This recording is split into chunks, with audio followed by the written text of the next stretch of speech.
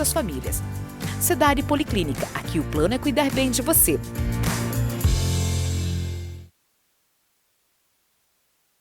Na Paraíba, a educação da rede estadual é acima da média. Na saída do fundamental para o ensino médio, eu procurei uma escola pública. Foi um outro mundo. Os professores muito dedicados, eles dão muito valor ao protagonismo dos alunos. Quando eu tive a primeira aula com eles, eu vi que era diferente. Nos incentiva a sonhar, sempre motivando a gente a conquistar mais. Nos últimos 3 anos, a educação da Paraíba é prova de superação, crescimento e inclusão. Governo do Estado, somos todos Paraíba. Exclusividade, bom gosto e qualidade você encontra na Encantos de Clara, que oferece uma produção personalizada e única para momentos inesquecíveis, seja qual for a ocasião. A loja é especialista em aluguel de looks de festa, vestidos de noiva, ternos, vestidos de daminhas, pajens, debutantes, além de acessórios. A criação do vestido de noiva, o grande anfitrião de sonhos e realizações, também é feita sob medida e a peça confeccionada com detalhes que encantam pela tradição, modernidade e alta costura. Modelos clássicos, românticos, cheios de glamour e atemporais. Para dias memoráveis e felizes, se vista de Encantos de Clara. Nas 2 unidades da loja, em João Pessoa, Shopping Leaf Mall, em Manaíra e Campina Grande, no bairro Jardim Tavares, seu sonho se realiza com beleza e sofisticação na Encantos de Clara. O seu sonho começa aqui.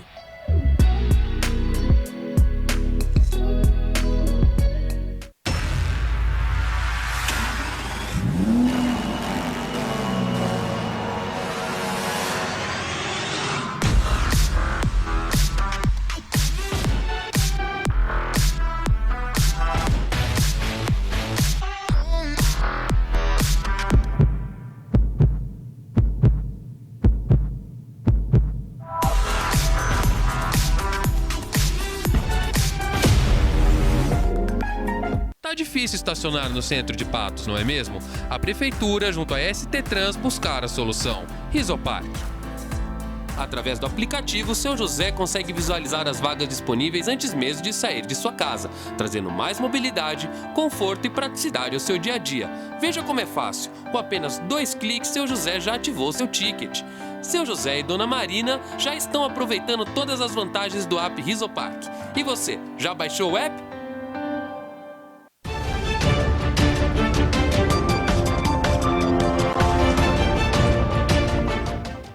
Olá, muito boa noite, eu sou Jeverton Martins e está começando a partir de agora mais uma edição do programa Farol Político aqui na tela da TV Sol.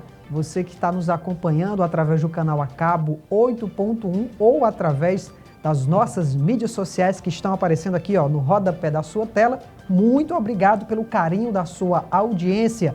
Fique à vontade para interagir conosco através destes canais. Como sempre eu digo, porque aqui você faz o programa junto com a gente. E o Farol Político de hoje está recebendo mais uma vez o prefeito de Santa Luzia, Zezé, que retorna ao programa, mas é a primeira vez dele prefeito reeleito aqui no Farol Político. Zezé, seja bem-vindo mais uma vez. Prazer estar lhe recebendo aqui depois do período de eleição, você não tinha voltado ainda, né? Boa noite, seja bem-vindo. Boa noite, meu amigo Jeverton, e boa noite a todos que nos assistem aqui. Para mim é uma satisfação estar aqui, como você bem disse, depois de reeleito, e já faz algum tempo, né? Já fez 1 ano da eleição, estamos concluindo aí o nosso 11º mês do 2º mandato, com muitas atividades, correria, você já tinha nos convidado e a gente não teve a oportunidade de comparecer aqui posteriormente à eleição, mas estamos aqui à sua disposição e do seu público ouvinte. Pois bem, Zezé, tem uma diferença do prefeito, né, que foi eleito para o primeiro mandato, está no primeiro ano, e você que é reeleito, ou seja, já estava no cargo. Um prefeito reeleito, ele tem, obviamente, mais do que ninguém, a missão de dar continuidade àquilo que ele já estava fazendo, né? Mas eu acho que tem uma vantagem para além disso, porque no primeiro ano, às vezes, não dá tempo de fazer tudo, mas já tem muita coisa planejada, muita coisa conquistada, mas que ainda de fato não começou, que é A burocracia às vezes dificulta tudo isso, né? Como é que está essa questão da continuidade das ações, das obras lá em Santa Luzia? Perfeito. Você falava que um ano, muitas vezes, não dá tempo de fazer tudo. Como a gente tem muita coisa a fazer em Santa Luzia, eu diria a você que um mandato só foi muito pouco para que a gente pudesse fazer a grande parte, pelo menos, do que a gente imaginava fazer. Já visto a demanda do município, que era muito grande, como ainda é. Então, a gente botou o nosso nome à disposição para uma reeleição, primeiro porque o povo estava pedindo, né? O povo pedia, como pede hoje, para que a gente dê continuidade e não avance em outros planos a nível de eleições do ano que vem. Então, é um período que é relativamente curto. Alguém diz assim, não, mas 4 anos é curto? É. Porque o primeiro ano, geralmente, você está para arrumar a casa, e no nosso caso, foi muito importante arrumar a casa, porque a gente encontrou uma casa muito desorganizada, com débitos, despesas a serem pagas e honradas, com os servidores públicos, com o comércio, enfim, muita dificuldade para arrumar a casa no primeiro ano e para começar a elaborar projeto, haja visto que a gente não encontrou nenhum projeto pronto em cima da mesa para que a gente pudesse correr atrás de recursos e poder licitar e executar aquela determinada obra.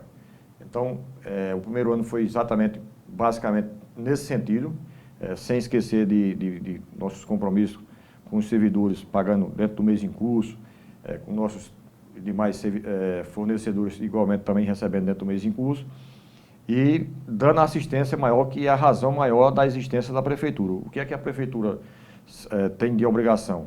Gerir a nossa cidade, né? Eu estou prefeito e um prefeito nada mais é do que um gerente de uma cidade. Então você tem, assim como tem a dona de casa, as suas obrigações no dia a dia dentro da sua residência, o prefeito tem também para com todos os munícipes. A diferença é essa, que a família às vezes é 5, 10, 15 pessoas no máximo, que moram dentro de uma residência, muitas delas só são 2, 3 pessoas, e a gente tem uma residência lá que é composta por mais de 15 mil habitantes, moradores. E como tal, nós temos o dever de trabalhar o social, de trabalhar a educação, de trabalhar a saúde para a população, enfim, são N necessidades que você tem essa obrigação de manter essa máquina funcionando para poder melhor assistir a essa população acima de 15 mil habitantes. E agora, com a chegada dessas empresas, que muitos têm conhecimento, de energias renováveis que estão instalando em Santa Luzia, parque eólico, parque de energia solar, a população aumentou e aumentou bastante, aumentou no mínimo entre 10% a 15% do seu número de habitantes. Então, a população dobrou, e assim, não que dobrou, mas aumentou muito e aumentou bastante a nossa demanda para dar assistência a essa população, quer seja na saúde, quer seja na educação e no social, e nas atividades paralelas no dia a dia que a prefeitura tem sua responsabilidade. Então, tudo isso leva algum tempo. E, efetivamente, levou as nossas obras de assistência, os nossos projetos de assistência, tanto na saúde como na ação social, começou efetivamente no primeiro ano, mas as obras de cal e pedra, vamos dizer assim, efetivamente só começaram já basicamente na segunda metade do segundo ano do nosso mandato. Mas, diferentemente do primeiro mandato, agora é como você disse, nós estamos com vários projetos em andamento, adentramos o segundo mandato, no início desse ano 2021, já entramos correndo atrás para adquirir recursos para vários projetos e estamos chegando ao final desse primeiro ano dessa segunda gestão, exatamente correndo atrás e licitando várias e várias obras para poder, se não iniciar ainda esse ano, mas iniciar no próximo ano, afora algumas que a gente já iniciou no início desse mesmo ano.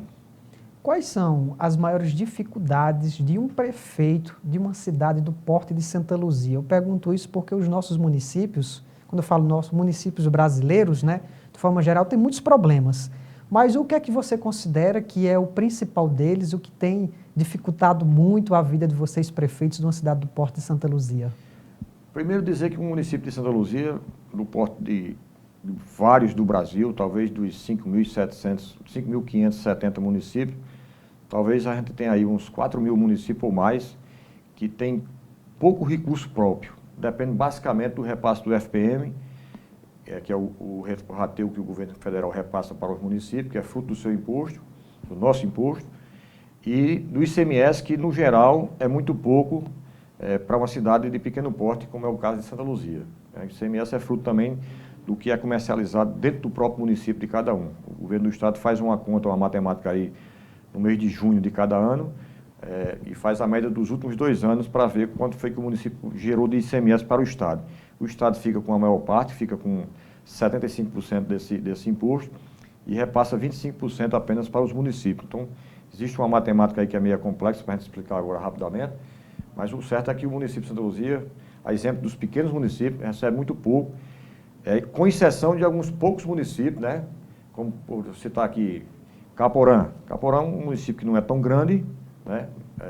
Deve ser maior do que Santa Luzia e deve ser um pouco maior, mas tem uma fonte de riqueza que é uma fábrica de cimento. Então ela produz muito ICMS, ela gera muito ICMS. Então com isso, Cabedelo, que é uma cidade que não é tão grande, mas é a terceira maior cidade de geração de ICMS, salvo engano. Então é uma cidade que é relativamente pequena, mas que gera muitos impostos em função disso. Aí Santa Luzia, ao passo em que não tem essa geração de tantos impostos, né, para gerar uma boa arrecadação de ICMS, para ser contemplada quando dá divisão pelo Estado de uma boa fatia desse bolo, recebemos também um grande calo que foi receber, quando entramos em 2017, o Instituto de Previdências em estado de falência. O Instituto, o município com dificuldade de repassar para o Instituto, até mesmo a folha, um repasse referente à folha dos aposentados, e encontramos inclusive o aposentado com seus vencimentos atrasados. Então colocamos em dia e estamos gradativamente fazendo injeção de dinheiro para o Instituto, honrando os compromissos que o município tem para com o Instituto, e isso tem causado muita dificuldade para a gente, enquanto gestor, fazer as duas coisas. Manter a responsabilidade de repassar nossas obrigações para o Instituto, e estamos fazendo, mas também manter outros compromissos que ficaram atrasados para poder manter em dia, né, o nosso compromisso do município para com o Instituto. E quando você faz injeção de dinheiro, de recurso público do município com o Instituto, que é a obrigação de fazer, mas se você estava fazendo tão somente aquilo que era de obrigação do mês a mês, ou se tivesse encontrado tudo em dia, era muito mais fácil. Mas a gente encontrou muita coisa atrasada, e ainda tem muita coisa atrasada, apesar do esforço que já fizemos, já colocamos muita coisa em dia. Mas aí quando você está fazendo, além daquela sua obrigação, que é, por exemplo, repassar a parte do servidor, que é 11%, que lá ainda não passou para 14%, que a Câmara não aprovou, repassar os 16%, que é da obrigação do patronal, que é o município pagar em cima da folha daquilo que é pago para os funcionários efetivo, repassar para o Instituto algo em torno de 16%. Repassar e pagar em dia, pontualmente, os parcelamentos que foram feitos em gestões anteriores por falta de não pagamento em tempo oportuno. E aí foi feito ao longo de décadas, né, de mais de duas décadas, foram feitos vários parcelamentos, né, obrigações que não eram feitas pontualmente e que, ao serem represadas, lá na frente, aí, para poder o município ter uma certidão de adimplência, teria que fazer um parcelamento, começar a pagar a primeira parcela, ficar adimplente, e aí isso gerou vários parcelamentos. E a gente tem feito o possível para repassar isso. E quando você faz essa injeção de dinheiro, quer seja com as obrigações de um mês a mês, né, que é a obrigação, porque inclusive quando você não faz o repasse daquilo que foi recolhido do servidor, você está fazendo uma apropriação indébita, isso é crime, isso jamais eu farei e nunca fiz. Pelo contrário, estou fazendo pontualmente o máximo possível, além daquelas nossas obrigações. Você, quando está fazendo essa injeção de dinheiro para o município, do Instituto, você está deixando de fazer investimentos para a população, que é uma parte maior, vamos dizer assim, do que aqueles, em tese, 300 funcionários que estão aposentados e que precisam, e eu reconheço e tenho esse compromisso de manter em dia esse compromisso para com esses aposentados, porque já trabalharam muito e têm que receber em dia. E estão recebendo em dia, graças a Deus, não só em dia, mas todos os aposentados do Instituto de Santa Luzia, como os servidores da ativa, estão recebendo pontualmente em dia e antecipado, porque recebe entre o dia 20 ao dia 24, estourando o dia 26, como foi o caso agora desse mês de novembro. Todos os servidores, até o dia 26, o Instituto pagou um pouco antes, e os que estão como efetivo, quer sejam contratados, comissionados, eletivos, todos eles recebemos, que eu enquadro também, no dia 26, agora próximo passado. E vamos fazer um esforço, já está programado, para no dia 10 próximo, ser pago integralmente todos os servidores o 13º. E no dia 22 de dezembro, portanto, antes do Natal, será feita a folha de dezembro para fechar o ano também da mesma forma que iniciamos, dentro do mês em curso e pagando sempre antecipadamente. Era isso que eu já ia perguntar. Quer dizer que o servidor aí vai passar o Natal já com dinheiro em conta, do salário, do 13º, né? Em menos de 30 dias, meu amigo, vai ser pago 3 folhas. Novembro, que foi pago agora dia 26, dezembro, 13º, que será no dia 10, e dezembro no dia 22, com a inovação para a folha do 13º, que é pagar 100% do que o servidor está ganhando, porque outrora se pagava apenas em cima do salário básico, né? E aí a gente fez um levantamento, né? Teve um cidadão que entrou na justiça e ganhou esse direito de ser pago integral, e aí quando eu tomei conhecimento dessa situação, eu disse, não, se a justiça está determinando que tem que ser pago integral, então eu não vou fazer diferente. A partir de agora eu vou começar a pagar integral a todos os servidores. Tinha pessoa, por exemplo, você entender aí, o cidadão recebe 2 salários mínimos, cheio, o salário dele cheio, mas o salário básico dele é um salário mínimo, que hoje é R$ 1.100. E tem uma gratificação que eleva o salário dele de 1.100 para 2.200. E era costume as gestões passadas, como foi no nosso primeiro mandato, pagar tão somente o primeiro salário, que é o salário básico. Com essa decisão,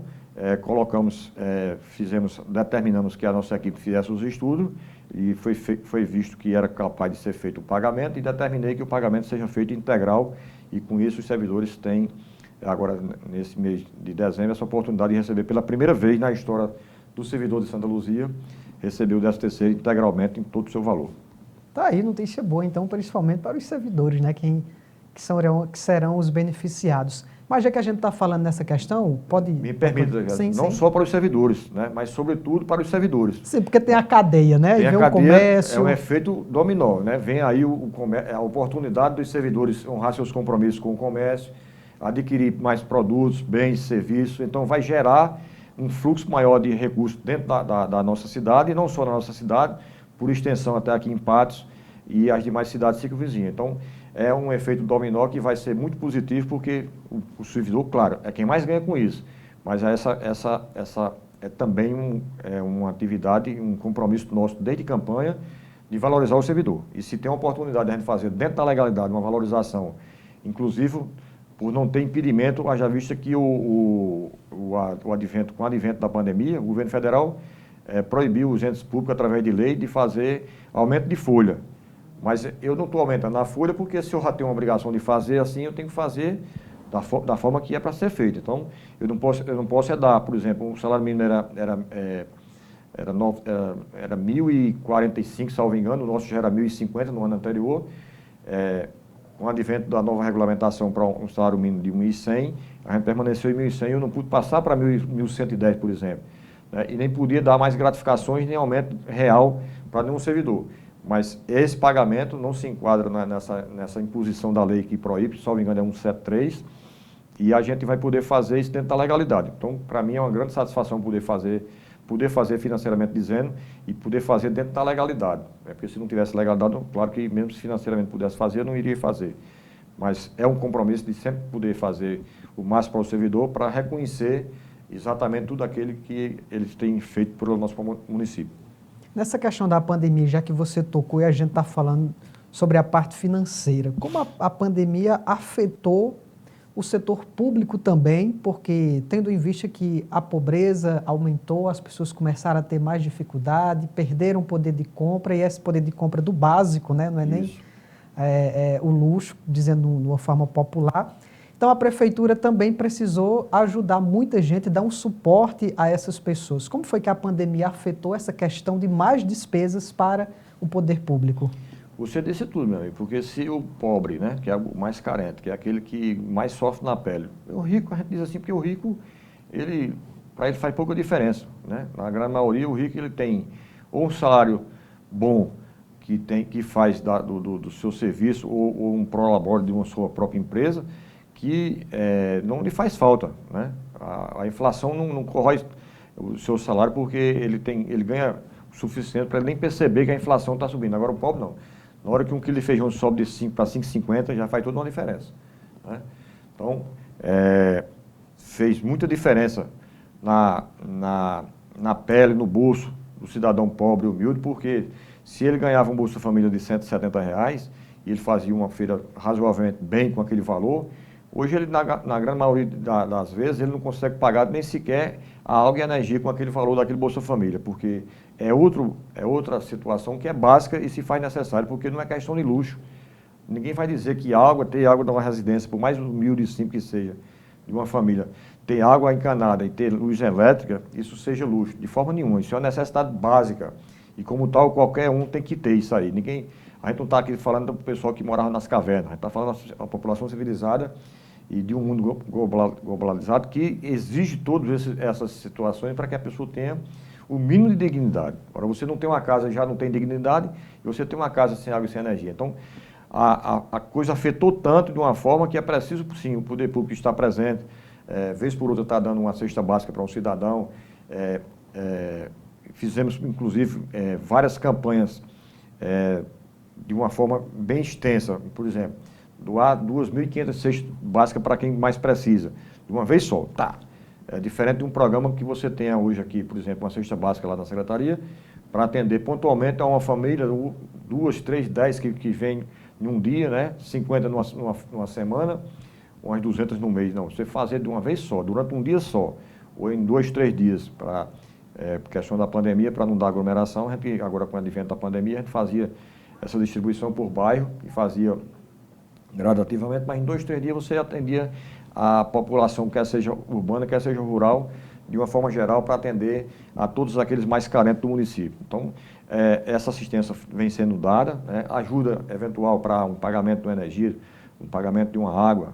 Medicamento nunca faltou, porque se tem a farmácia do município que está sempre abastecida, mas eventualmente falta um remédio lá, e isso é comum porque nós dependemos do nosso fornecedor, que nem sempre tem 100%, mas a gente tem trabalhado e tem feito um esforço gigante para manter em dia o abastecimento. Ainda ontem visitei lá, fiscalizei, está bem abastecida, mas tem muitos medicamentos que não é de obrigação do município manter dentro da farmácia do município, da farmácia básica. Então, são remédios outros que não temos obrigação, como tem alguns que é de obrigação do governo do estado, e o cadastro é feito aqui em Patos, na regional, mas nem sempre o remédio está à disposição no momento do cadastro. Então, você faz um cadastro hoje, só vai receber o primeiro medicamento daqui a 30, 45 dias, e o município tem feito vamos dizer assim, essa ajuda, suprido essa necessidade, né? do cidadão que precisa de um medicamento, e olha que o medicamento é igual a uma alimentação, ele tem que ser de pronto. Então, foi procurado, não tem na farmácia do município, não tem aqui na do estado, nos procura, a gente está de pronto, faz a assistência, providencia da forma legal, que a gente tem licitação para isso, adquirimos aquela medicação e entregamos, e estamos dando assistência total a quem mais precisa. Tem um debate em relação à pandemia, que fala assim, o Ministério da Saúde e o governo federal destinaram recursos suficientes para as cidades em relação a essa questão da pandemia, para a saúde mesmo, especificamente esse dinheiro. Qual sua experiência, e você como gestor nesse período da pandemia, de fato esses recursos foram suficientes, não faltou dinheiro para a saúde durante esse período de pandemia? No caso de Santa Luzia, para nossas obrigações enquanto município, você tem que distinguir uma coisa, tem a obrigação, a nossa saúde, o SUS do Brasil, ela é tripartida. Tem coisas que é de obrigação do município, tem coisas que são da obrigação do Estado e outras tantas que já são da União. No caso do nosso município de Santa Luzia, nós fizemos, acredito que o dever de casa, porque inclusive fomos um dos primeiros municípios da Paraíba, quem sabe até do Brasil, porque assim foi muito rápido, a gente começou a adquirir produtos de EPI para os nossos funcionários, quer seja do SAMU, quer seja da Unidade Básica de Saúde, enfim, para toda a área da saúde do nosso município, nos primeiros instantes que a pandemia chegou. Então, demos essa assistência e isso leva a recurso, né? Inclusive, houve uma inflação muito grande nos produtos que foram necessários ser usados, vamos dizer assim, com o advento da pandemia, que era poucos que tinha no comércio, e é normal que, diante da procura e da oferta, os produtos começam a sofrer inflação. Então, conseguimos adquirir esses produtos. E os recursos que vieram, basicamente para a saúde, exclusivamente para a saúde, graças a Deus, com uma boa gestão, com muito controle da coisa pública, nós fizemos não só a aquisição dos produtos e bens relativos ao combate à pandemia, mas também para a proteção dos nossos servidores, todos eles, como também a questão de gratificação dos servidores da área da saúde. Aqueles servidores que estão trabalhando no combate na área da saúde, que têm atividade relativamente ao combate ao Covid-19, todos eles nós implantamos, por força de lei, de nossa autoria, uma gratificação de R$300 para cada servidor. Parece pouco, mas quando você junta a folha como um todo, existe um valor bem expressivo para isso. Além de ter sido contratado várias e várias pessoas profissionais, como médicos, enfermeiros, ajudantes de técnicos de enfermagem, motorista, contratação de carros locais, contratamos 3 veículos para poder melhor dar assistência à saúde no combate a essa pandemia. Então, os gastos foram aumentando expressivamente, mas graças à ação do nosso deputado Hugo Mota, do então senador José Maranhão, que colocaram recursos de emenda específicos para a finalidade, né? Nós estamos aí concluindo esse segundo ano de pandemia, graças a Deus superando essa pandemia. Vamos encerrar agora em dezembro, se a pandemia continuar nessa faixa de superação, né? De declínio, com os casos positivos. Vamos encerrar agora em dezembro as atividades das barreiras sanitárias, que temos em Santa Luzia 2 barreiras sanitárias. Temos o centro de diagnóstico... As barreiras ainda permanecem em Santa Luzia? Permanece. Uma das poucas cidades que permanecem. Exatamente, ainda, né? Que mas tem... muita gente ainda, inclusive, questiona porque em um período tinha e o outro não, né? Mas em Santa Luzia a gente tem durante toda essa existência, vamos dizer assim, desde a implantação, que foi logo no início da pandemia, né? Até hoje a gente está tendo e vamos encerrar daqui a 30 dias.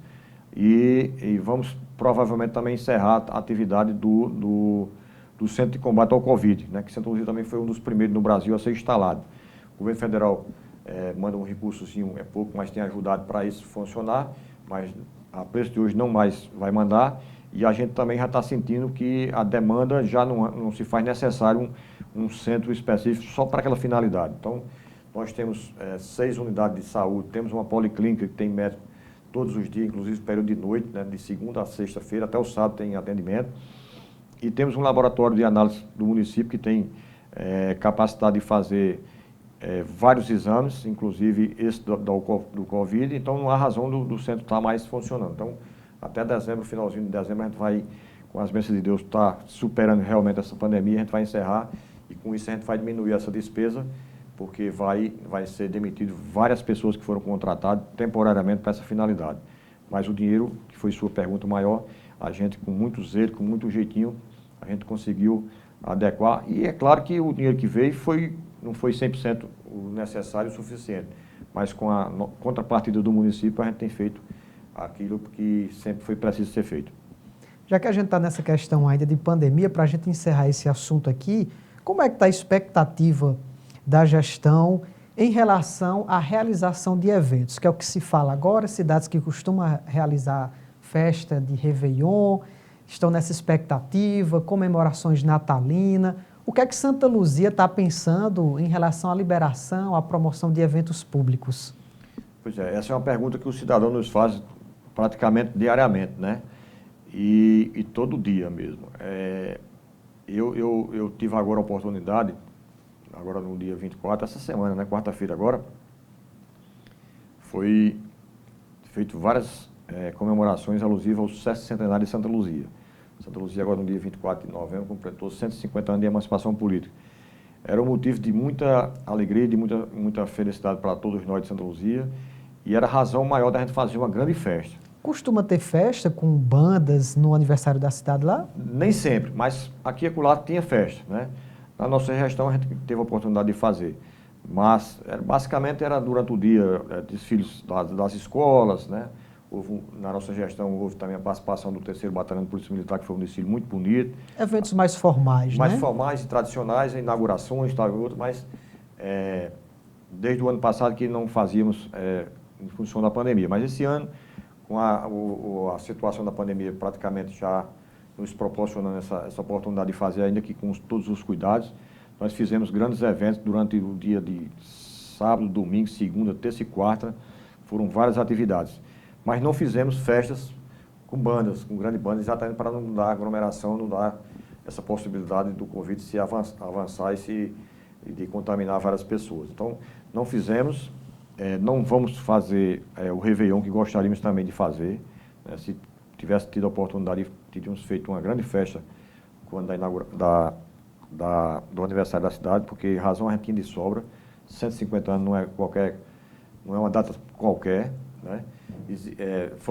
Foram entregues várias inaugurações, foram feitas, entrega de vários prédios, praças, ruas, veículos, enfim, razão de sobra a gente tinha para fazer uma grande festa. Não fizemos em função da pandemia. Igualmente, agora não vamos fazer o Réveillon e vamos ficar na expectativa de poder fazer o Carnaval. Não podendo fazer o Carnaval, que está muito próximo, né? É daqui a 90 dias.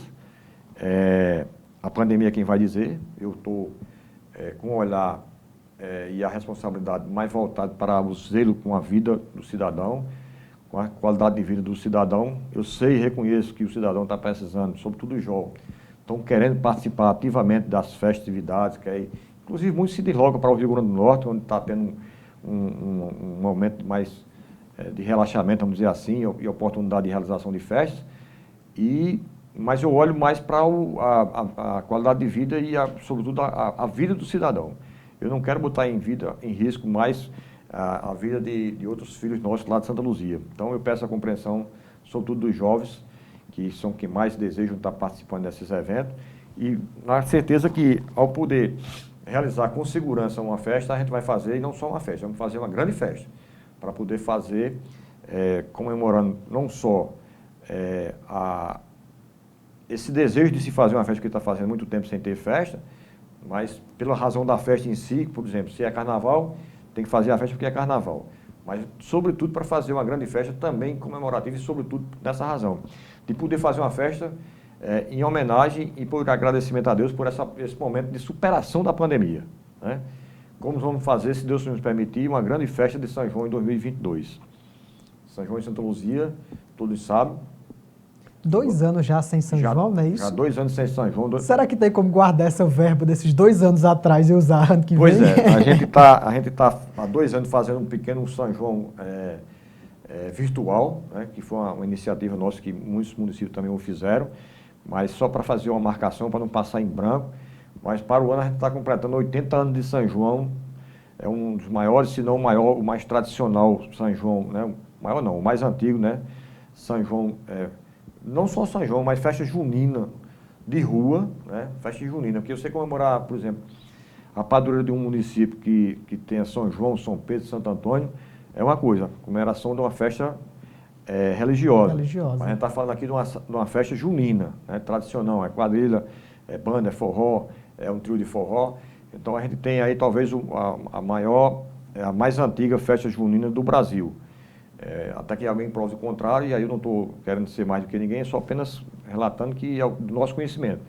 80 anos é uma data importantíssima para a gente comemorar os nossos 80 anos de São João.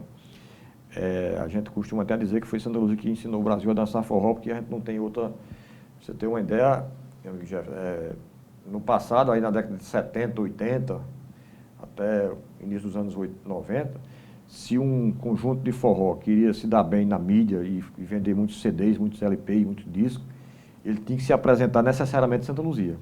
Então, todos os grandes artistas daquelas décadas de 70, de 80 e 90, eles tinha que passar por Santa Luzia. Pelo São João de Santa Luzia, quer seja o de rua, quer seja o de clube, do Iaiú, quer seja também o Clube 1º de Julho, como a gente costumava chamar carinhosamente, o Clube de Nós, que é um clube que era voltado para os negros de Santa Luzia, né?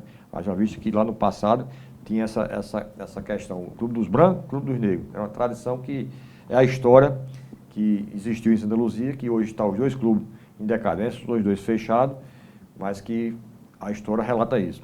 Então, os artistas se apresentavam nesses 2 clubes, cada um em momentos distintos.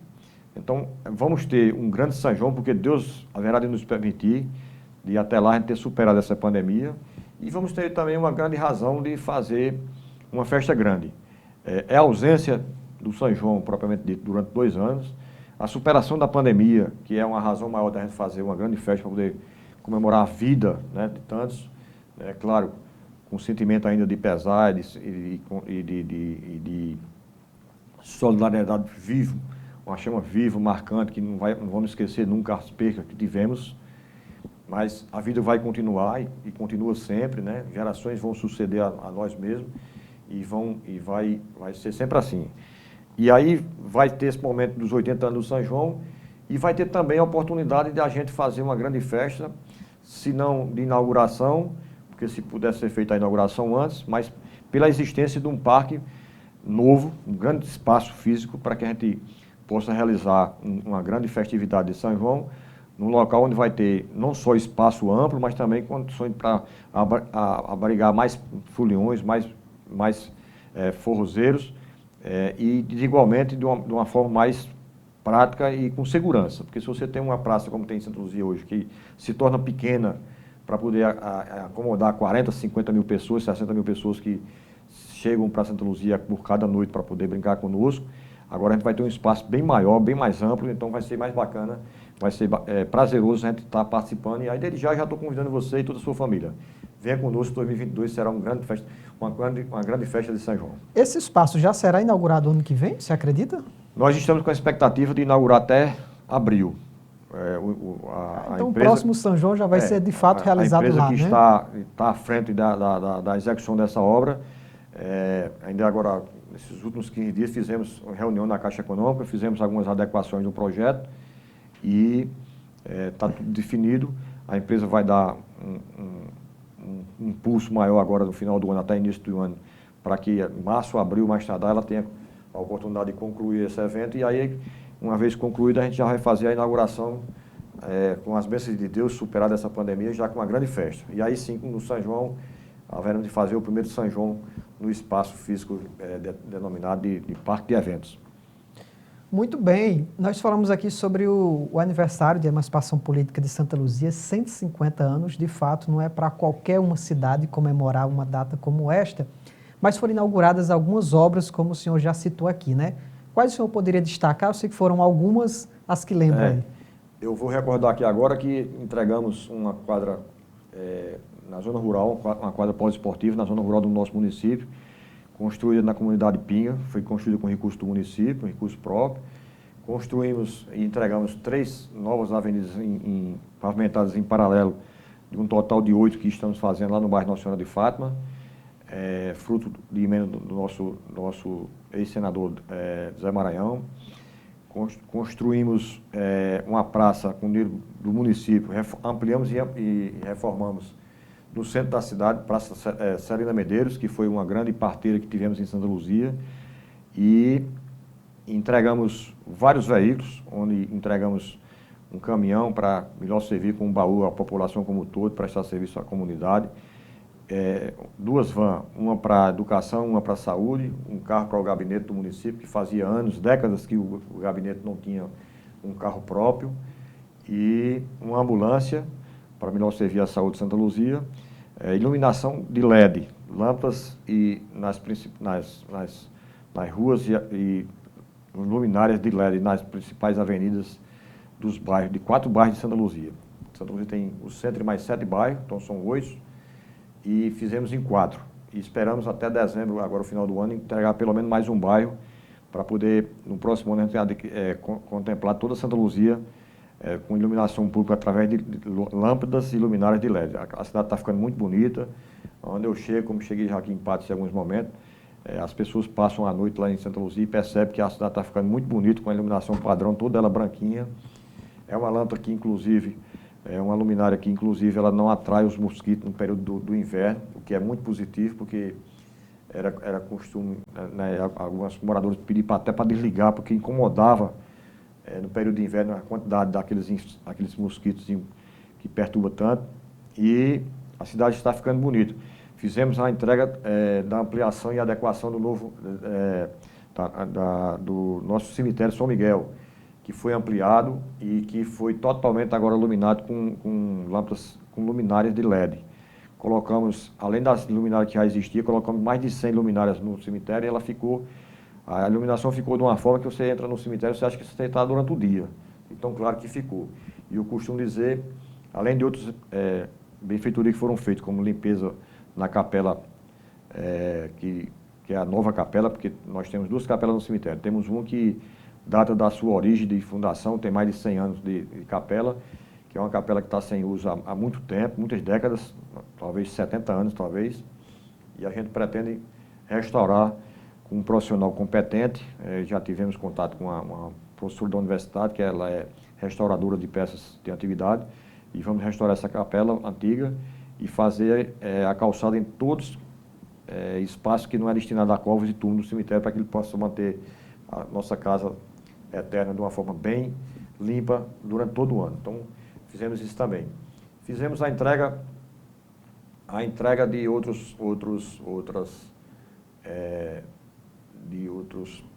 prédios, mas vou recordar aqui agora, a principal delas talvez seja a mais esperada, que foi a entrega da ampliação da nova sede da Prefeitura do município de Santa Luzia.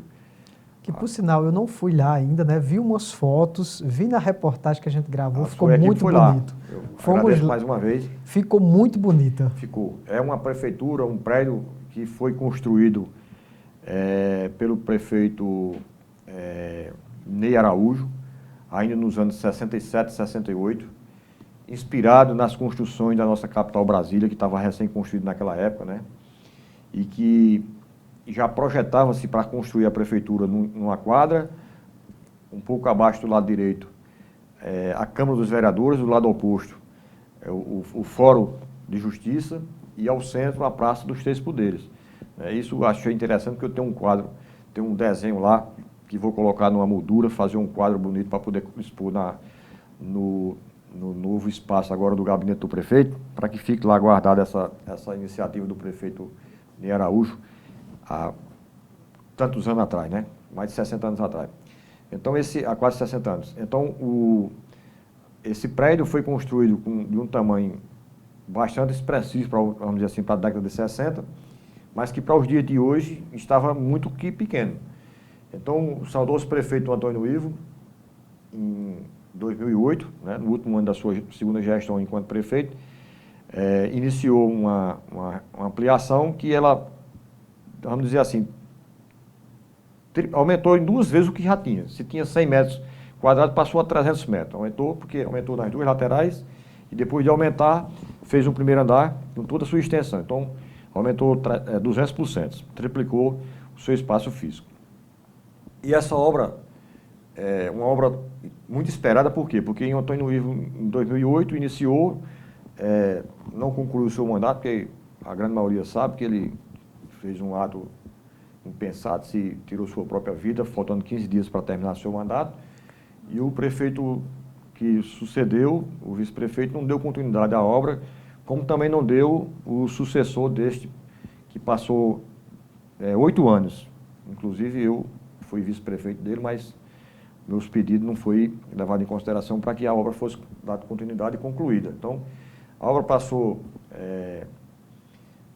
de 2008 até 2000 paralisada. Fiz umas economias durante o nosso mandato, 17, 18 e 19, juntei um dinheirinho em 20, reiniciei essa obra e na expectativa de que tínhamos uma eleição, vamos dizer assim, não garantida nem segurada, mas uma boa expectativa que seríamos reeleitos, fizemos gradativamente para poder não fazer, além da nossa capacidade financeira, fomos fazendo gradativamente e agora terminamos para entregar agora em 2021, agora no aniversário da cidade, de uma forma que foi feita bem bacana, ampliamos e reformamos a praça de frente, para poder dar um aconchego maior e a própria prefeitura, e fizemos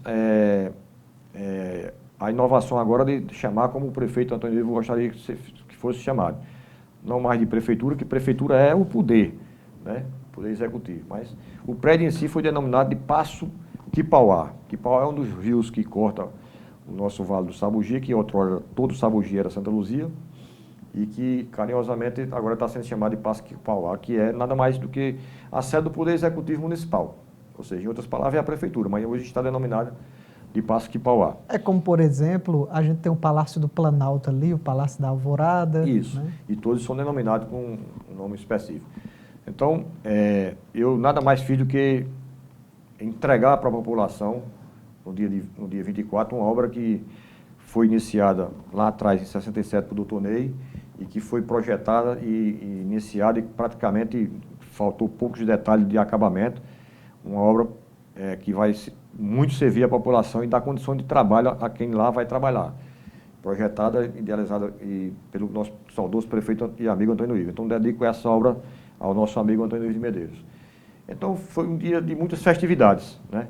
Inauguração de várias obras, mas também aniversário também do nosso museu. Nós temos um museu, quem não conhece, precisa conhecer para ver o quanto é rico a nossa história, tanto em quantidade como em qualidade e de raridade, né? Estamos milhares de peças no nosso museu. O museu completou 50 anos nesse mesmo dia. A nossa banda de música, que é igualmente como o São João, é um patrimônio histórico, cultural e imortal da nossa cidade. É uma banda que é uma das mais antigas do Brasil. Conta-se que é entre as 3 mais antigas do Brasil. Ela completou no último dia 24, 147 anos de existência. É uma longa história também. A bandeira, o hino do nosso município também, criado por lei, quando do centenário, também completou agora 50 anos. Então, é uma história longa para se contar em pouco tempo de espaço.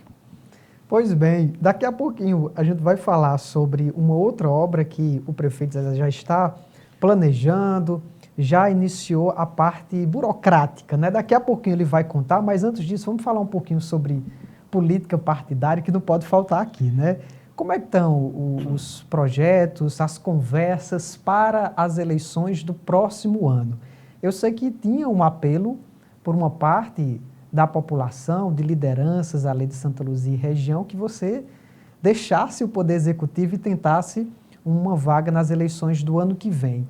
Mas você já adiantou aqui que não tem essa intenção, me parece, pelo menos nesse momento. Como é que vai ser? Zezé já tem conversado com prováveis nomes que irá apoiar nas eleições do ano que vem? A nível de governo de Estado e de Senado, a gente está aguardando isso acontecer para a gente poder tomar uma posição, né? Até porque a gente não tem muito como interferir, nem como até opinar. É claro que a gente tem sempre um amigo que é nosso correligionário, que se perguntar a gente está lá para dar a nossa opinião, mas isso não vai contar tanto. A nível de deputado federal, isso aí é uma coisa que a gente já, eu costumo dizer, a quem me pergunta hoje, eu só tenho um candidato. Vai ter tantos candidatos, serão 6 candidatos, presidente, governador, senador, deputado federal, deputado estadual, né? Esse ano só tem uma vaga, são 5 candidatos. E se só tem um, eu digo, só tem um, que esse é inegociável, esse a gente não pode tocar. Qual é? Nosso deputado federal é Hugo Mota. É um cara que se dedicou ao nosso mandato, à nossa cidade, tem ajudado e ajudado bastante a gente fazer o que já foi feito hoje, até hoje, e tem compromisso de continuar ajudando, tem compromisso e parcerias para serem firmadas, porque já foram prometidas, e vai ser uma constância, como já foi até o dia de hoje. Estou indo a Brasília no próximo dia 14, mas antes disso, vamos estar aqui na próxima sexta-feira, onde o deputado Hugo Mota está trazendo um ministro da Educação. Talvez você já tenha conhecimento disso, né? Sim. Está vindo nosso conterrâneo, que é um dos diretores do FNDE, nosso Vilar, Gabriel Vilar. Está vindo a pedido de Hugo, o deputado Hugo, está sendo instalado em Patos, o Ministério da Educação vai ser instalado na próxima sexta-feira aqui em Patos. O prefeito está convidando os seus prefeitos do entorno aqui da região da Paraíba para que venham até Patos para poder fazer parte dessa cerimônia, onde aqui vai ser possível tirar qualquer dúvida, fazer alguma atividade relacionada ao Ministério e ao FNDE, coisa que a gente teria que se deslocar até João Pessoa, vai ser feita na cidade de Patos nessa próxima sexta-feira. Então, o Hugo tem sido um cara que tem sido um legítimo, leal e frequente colaborador de Santa Luzia, porque tem sempre nos ajudado. Em tudo aquilo que a gente tem tocado no assunto, ele tem chegado junto e tem colaborado com a nossa gestão e, consequentemente, acima da nossa gestão, com a população de Santa Luzia. Então, com a cidade de Santa Luzia, com o desenvolvimento, com o bem-estar da população. Então, o nosso deputado federal, com certeza, será o que Deus vai nos permitir que a gente possa... O martelo já está batido, né? Já está batido e não tem volta, né? Isso aí e agora mais do que nunca, porque além de deputado e amigo da cidade, recebeu agora no dia 20 agora de novembro, numa sessão onde ele participou, o título de cidadão de Santa Luziense, né? Como também recebeu o Nabor, que tanto também já fez para Santa Luzia enquanto deputado, E até mesmo como prefeito de Patos, no outro mandato, fez parceria que proporcionou a instalação do SAMU em Santa Luzia. Então, até como prefeito, na boa também tem ajudado e está sempre à disposição para nos ajudar. E recebeu agora no dia 24, em outra sessão, o título de cidadão. Para estadual, já tem algum nome? Aí, para estadual, como você colocava agora há pouco, tem algumas pessoas que queriam que eu deixasse a prefeitura e fosse disputar o mandato para poder representar Santa Luzia. E a cidade é muito carente de um representante, primeiro porque acostumou-se durante 100 anos a ter pelo menos um representante na Assembleia Legislativa da Paraíba, né? Teve momentos que Santa Luzia teve 3 representantes, simultaneamente, né? Teve o nosso prefeito Antônio Ivo, o ex-prefeito Ademir, e igualmente nosso irmão e conterrâneo Gilvan Freire, que, embora tenha, muitos acham que é aqui de Patos, mas é filho natural de São Amédio, mas São Amédio na época em que pertencia a Santa Luzia. Então, 3 filhos legítimos de Santa Luzia. Além de já ter tido também Gilvan e outro, simultaneamente, deputado federal junto com o estadual. Então, Santa Luzia, que teve, inclusive, governador do estado, já teve senador, teve deputado federal por vários mandatos, em várias oportunidades, melhor dizendo, né? E que é carente hoje, porque faz 20 anos que não tem um representante da Assembleia Legislativa. Então, a população está sentindo falta desse representante. Seja para resolver uma situação específica de uma comunidade, de uma cidade, da própria cidade, ou de uma cidade do Vale, ou por extensão da Paraíba como um todo, seja para também carregar recursos para a nossa comunidade. Então, ter um representante de uma cidade, de uma comunidade, de uma região na Assembleia é tão importante quanto ter também um representante no Congresso Nacional. Então, Santa Luzia está carente, fizemos reuniões e mais reuniões. O nosso irmão e conterrâneo, doutor Galileu, que já foi candidato 2 vezes e não teve êxito, foi o último que disputou, agora em 18, o mandato e não conseguiu êxito. Já em reunião ficou decidido que ele não será candidato. Chicão foi o nome que foi levantado. Chicão, você sabe, é nosso vice-prefeito, né, da família Nóbrega. Uma família que também lá atrás já teve vários e vários representantes, não só na Assembleia, mas também no Congresso Nacional, porque se seu pai foi deputado estadual, seu avô já foi deputado federal e estadual, além de Abdon Nóbrega também, que é parente dele, né, que é aqui da família aqui de Dr. Romero, que muitos conhecem aqui em Patos, saudoso Dr. Romero, entre outros conterrâneos de Chicão, que também já foram deputados, além de prefeito de Santa Luzia. Não sendo candidato nenhum nem outro, o nosso nome começou a ganhar força. É verdade, por alguns, e força maior para que a gente não fosse candidato, porque para ser candidato precisa obedecer à legislação eleitoral. Para ser candidato, o prefeito Zezé teria que renunciar ao mandato até o dia 1º de abril do próximo ano. E muitos, mais de 95%, não querem que Zezé renuncie a esse mandato. Desta parte, estou aqui só relatando o que foi apurado nesses momentos que antecedeu várias reuniões. Então, fizemos uma reunião, as nossas lideranças que participaram, sobretudo aqueles que têm mandatos eletivos em Santa Luzia, junto com o nosso vice-prefeito e tantas outras pessoas que participaram, foi decidido que a cidade é preciso ter um representante, e para isso precisa apresentar o nome, e que na ausência de outro nome, a gente colocou o nome para avaliação e foi aprovado nessa reunião o nome de um dos nossos filhos. Eu tenho 2 filhos, né, que é o Alexandre II, que é o meu filho mais velho, além de uma menina que é a mais nova. O Alexandre já queria ter entrado na política em 2012, quando a gente decidiu que eu ia para a reeleição de vice-prefeito, e ele querendo, e o irmão Tiago, que é o mais novo, também queria. E ficou naquele impasse e tal, e eu digo, vocês decidam aí. O que decidirem, eu vou apoiar. Na véspera da convenção, os dois ficaram naquele mesmo impasse e diziam, o senhor é quem decide. Aí eu decidi por um, e dizendo que se num momento oportuno o outro tivesse de ser candidato, que ia ser candidato, né? Se assim o nosso grupo político entendesse. Então ficou nesse impasse e naquela oportunidade, em 2012, foi escolhido o Tiago, e Tiago hoje já está no seu 3º mandato de vereador. E parece que foi o mais bem votado nas últimas eleições, né? Foi o mais votado, inclusive. E está presidente da Câmara. Ele estando presidente da Câmara, inclusive, não impede dele de ser candidato a deputado estadual. Agora, está presidente de um partido que talvez seja o melhor para ele, mas as circunstâncias quem vai dizer. Ele hoje está afiliado, como eu estou, o MDB.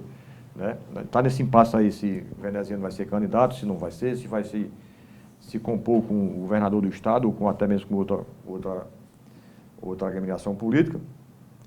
Essas conversas estão sendo feitas no bastidor e a gente nem sempre está tomando conhecimento de tudo.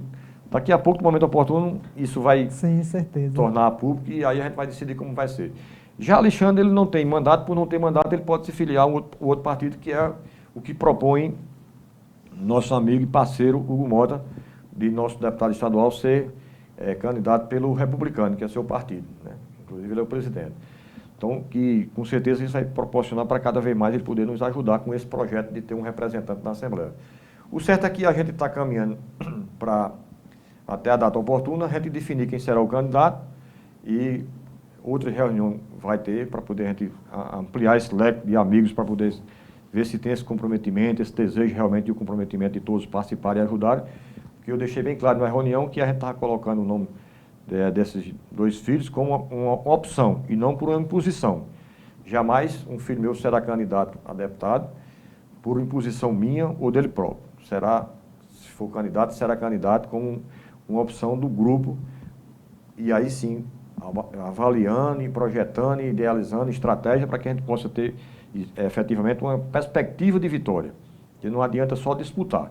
O que a gente está precisando hoje é efetivamente disputar com um nome que tenha viabilidade para que possa conquistar o mandato. E aí, exemplo de Chica Mota aqui em Patos, que deseja ter ela de volta, a gente lá tem também esse desejo de ter também um filho nosso de Santa Luzia, para representar não só Santa Luzia, mas o Sabugi e a Paraíba como um todo, para que possa ter novamente essa cadeira, vamos dizer assim, na Assembleia Legislativa, para poder nos representar e poder trazer condições, recursos, possibilidades de desenvolver nossa cidade, nossa região.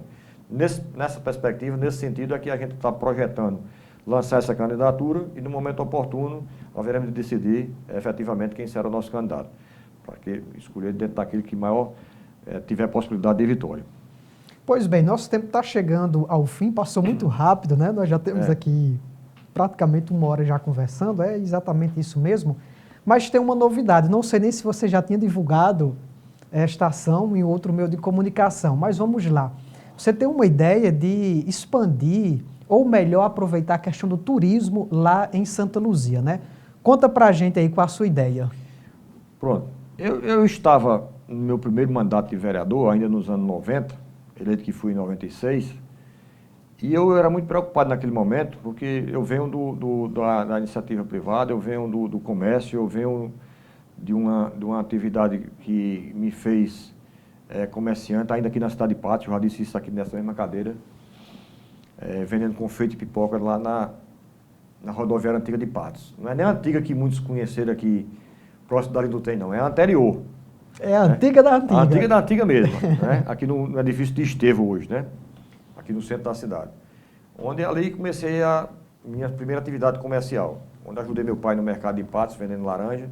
Enfim, eu tenho hoje 60 anos de idade, mas desde meus 7 anos de idade que eu já trabalho com a moeda, com dinheiro. E vejo que isso depois de saúde, é uma coisa que é essencial para poder a humanidade sobreviver. Porque você não vai a canto nenhum se você não tiver dinheiro no bolso. Você não se alimenta, você não se diverte, você não tem uma saúde de qualidade se você não tiver dinheiro no bolso. E para você ter isso, você tem que ter uma atividade que possa lhe proporcionar essa renda.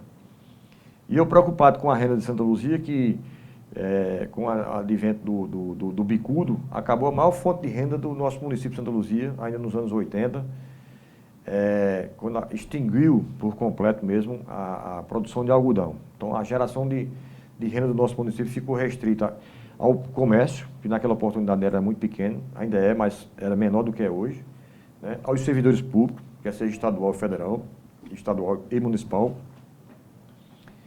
E eu era preocupado com essa situação de como proporcionar, alavancar a economia do nosso município. E eu, entre outras coisas, né, eu imaginei e vi a possibilidade de a gente construir algo que pudesse mexer com o turismo de Santa Luzia, não só na época do São João, que é forte, muito forte o São João, proporciona muito a economia de Santa Luzia ser movimentada e gera muitos dividendos para o município de Santa Luzia.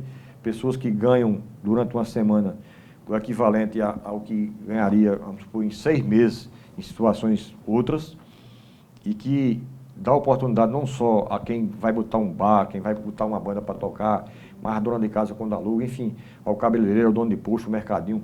Toda a cadeia produtiva de Santa Luzia, ela é aquecida no período de São João. Mas eu pensava em algo maior, em algo que fosse mais duradouro, mais constante. E me veio na mente a questão do turismo religioso. A gente tem conhecimento, amigo, que, e você é testemunha disso, que está nos assistindo, as pessoas saem daqui para ir para Aparecida, em São Paulo, para conhecer o templo. Às vezes já conhecem, querem visitar novamente. Outros vão para a Terra Santa, né? Outros vão enfim, para todos os recantos do mundo, em busca de conhecer algo relativo às religiões. Não é só especificamente a católica, qualquer religião. Eles vão para exatamente ter essa oportunidade de lazer, de desopilar, de viajar e tal, sair da rotina, mas também por curiosidade de conhecer algo direcionado à história religiosa, independente de religião. Então eu vi, que vejo muito assim, o cara diz assim, tu foi no Rio de Janeiro, pai? Fui. Mas foi no Cristo, né? Primeiro que o cara diz, tem que ir. Foi no Pão de Açúcar, né? Marca muito isso, né? Aí vejo aqui hoje essa possibilidade da gente fazer um monumento à nossa padroeira, né? Que já, apesar da cidade ter 150 anos de emancipação política, nossa Santa Luzia, a padroeira, já data de mais de 260 anos, né? Desde a história da primeira capela que foi construída, que gerou a construção da nossa cidade. Então, uma santa que tem uma devoção por muitos, que muitos vêm de fora, né? Quando da realização da nossa festa, agora que vai ser agora, inclusive, no dia 4 agora vai começar o novenário, será a abertura da festa, com encerramento no dia 13. Então, muitos vêm sobretudo para o encerramento, para a procissão propriamente dita. Uma procissão que é uma das maiores da Paraíba, porque há relatos que só é menor do que a da Penha lá em João Pessoa. E que, no seu entorno, calcula-se entre 40 e 50 mil pessoas quando da realização da procissão. Então, se já tem essa fé toda, não é preciso a gente promover a fé, que não cabe ao poder público promover a fé, mas proporcionar o turismo, ainda que religioso. E aí, a minha ideia é construir um monumento à Santa Luzia, né? A exemplo do que tem aqui em Itaporanga, um Cristo Redentor que movimenta o turismo religioso de Itaporanga. Em Guarabira, o Frei Damião, uma estátua de Frei Damião. Aqui próximo, em Santa Cruz, no Rio Grande do Norte, tem uma Santa Rita de Cássia, que, por sinal, é uma grande estátua religiosa. Relatos contam aí que é a maior do mundo de estátua religiosa, com seus 56 metros de altura, não de altitude, de altura. Muito maior, inclusive, do que o Cristo Redentor do Rio de Janeiro, porque o Cristo apenas, a altitude é que é maior, mas ela só tem menos de 31 metros de estátua, diferente de 42 da estátua de Santa Rita aqui em Santa Cruz, né, com 8 de pedestral, 6 de pedestral e mais 8 de resplendor, totalizando 56. A exemplo dessas cidades e desses monumentos agora citados, Santa Luzia, com o advento de uma estátua a Santa Luzia, consequentemente, muitas pessoas haverão de vir a Santa Luzia, né, passarão por Santa Luzia, porque o local onde estamos imaginando fica à margem, né, da BR-230, então será de fácil acesso, naquela serra que fica, quem vai de Passo para Santa Luzia, chegando uns 5 km antes, exatamente numa curva à esquerda, onde tem ao lado direito uma cerâmica. Então fica bem localizado e fácil acesso. Estamos conversando com os proprietários da terra para poder fazer a aquisição desse, se não receber de presente, fazer uma aquisição de um preço adequado, para que a gente possa construir. E esse projeto está já sendo construído há algum tempo. Já há cerca de uns 3 meses estamos construindo o protótipo. Devo receber no dia de hoje esse protótipo para poder apresentar ao nosso arquiteto, que estamos contactando, que é uma pessoa que tem know-how para fazer essa obra, porque ele já fez essas 3 obras que citei. Ele é filho do arquiteto e escultor que fez o nosso Padre Cícero lá em Juazeiro. Então é um cara que tem uma ampla experiência, tem capacidade técnica para fazer, porque tem por formação arquiteto e tem por especialidade exatamente essa parte de escultura. Então vamos fazer esse contato com ele. Em breve vamos apresentar esse projeto à população de Santa Luzia para que no mais rápido espaço de tempo a gente possa efetivamente implantar a pedra fundamental desse projeto para que a gente possa ter a felicidade de nosso mandato concluir e entregar à população, não só de Santa Luzia, mas para toda a população que queira fazer uso de forma de visitação a esse monumento que será, sem sombra de dúvida, um instrumento, vamos dizer assim, de movimentar e alavancar a economia de Santa Luzia, porque é um monumento que vai estar aberto à população, não só de Santa Luzia, mas de todo o Brasil, de todo o mundo, né, para todos os dias do ano ser visitado. Então isso vai mexer com a economia, certamente, da cidade.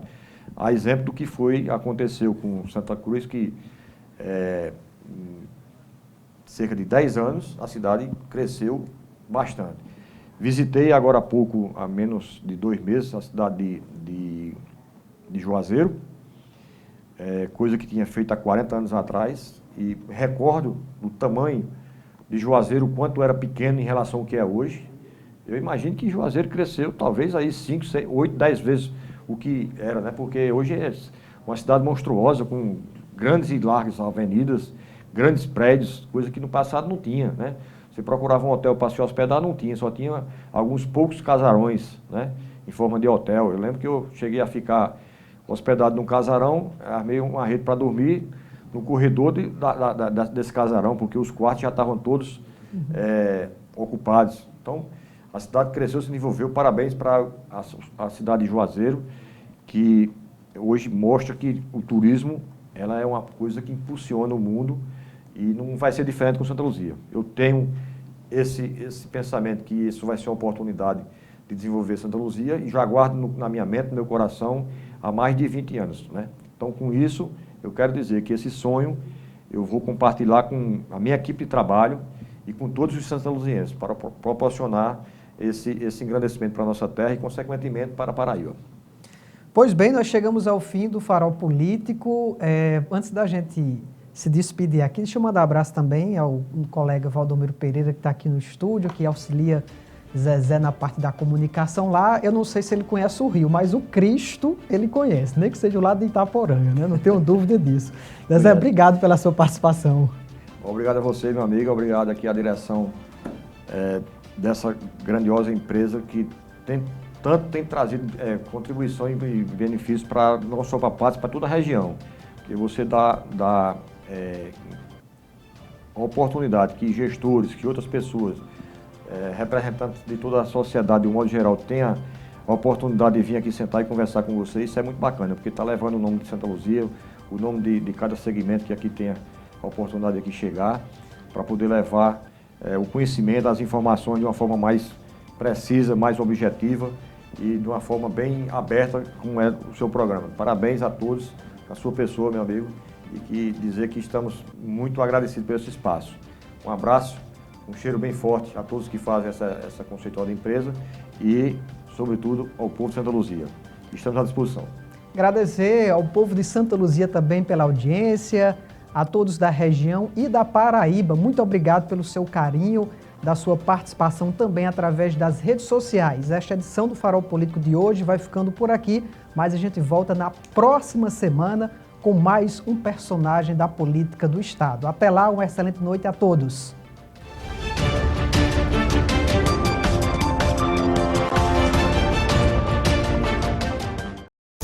Na Paraíba, a educação da rede estadual é acima da média. Na saída do fundamental para o ensino médio, eu procurei uma escola pública. Foi um outro mundo. Os professores muito dedicados, eles dão muito valor ao protagonismo dos alunos. Quando tive a primeira aula com eles, eu vi que era diferente. Nos incentiva a sonhar, sempre motivando a gente a conquistar mais. Nos últimos 3 anos, a educação da Paraíba é prova de superação, crescimento e inclusão. Governo do Estado, somos todos Paraíba.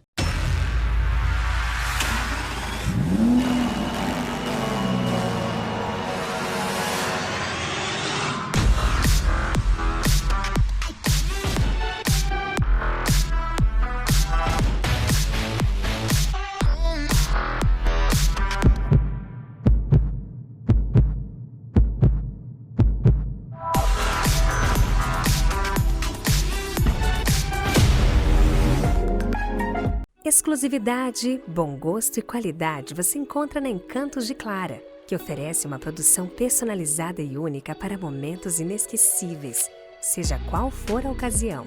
A loja é especialista em aluguel de looks de festa, vestidos de noiva, ternos, vestidos de daminhas, pajens, debutantes, além de acessórios. A criação do vestido de noiva, o grande anfitrião de sonhos e realizações, também é feita sob medida e a peça confeccionada com detalhes que encantam pela tradição, modernidade e alta costura.